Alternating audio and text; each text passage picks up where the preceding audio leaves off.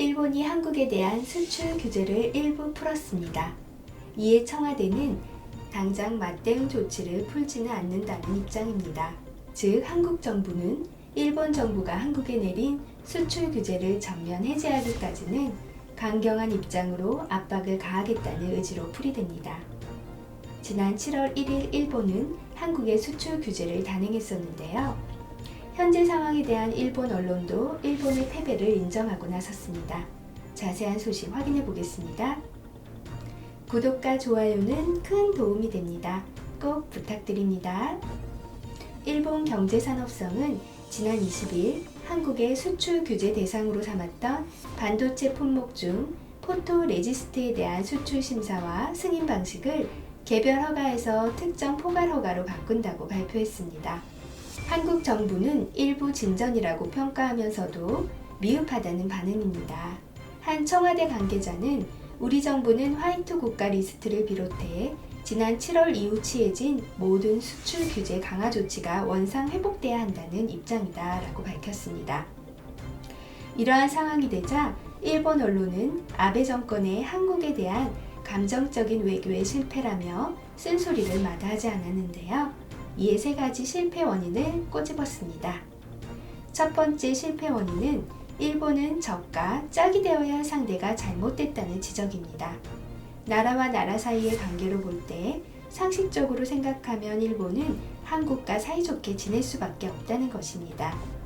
일본과 국경을 접하고 있는 나라는 미국, 필리핀, 러시아, 중국, 대만, 북한, 그리고 한국입니다. 그리고 이에 중국에 대항하기 위한 전략적 파트너가 된다고 하면 한국 말고는 없기 때문에 한국과 짝이 되어야 한다는 것입니다.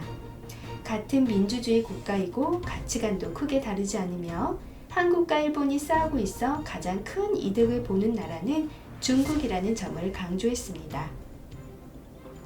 두 번째 실패 이유로는 돈 때문이라고 직접적으로 밝혔습니다.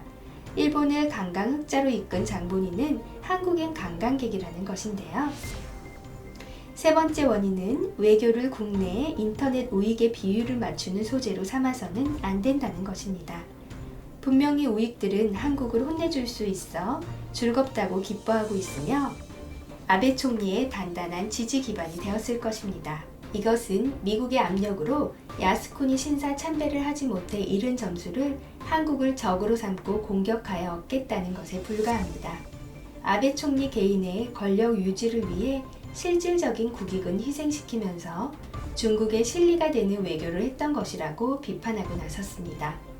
지난 7월 일본의 수출 규제로 인해 큰 타격을 받을 것으로 우려되었던 한국의 반도체 첨단 산업은 국산화할 수 있는 큰 계기가 되었습니다. 한국인의 일본 제품 불매 운동과 일본 여행 보이콧 등이 이번 일본 정부에 사실상 무릎을 꿇게 만든 가장 큰 영향을 미쳤다고 보아집니다. 24일 아베 신조 일본 총리와 한일 정상회담을 앞두고 있는데요. 한국 정부의 외교에 큰 기대를 걸어보아야겠습니다. 이상 똑세상 TV 짱아나였습니다. 지금까지 시청해주셔서 진심으로 감사합니다. 항상 건강하시고 좋은 일 가득하십시오.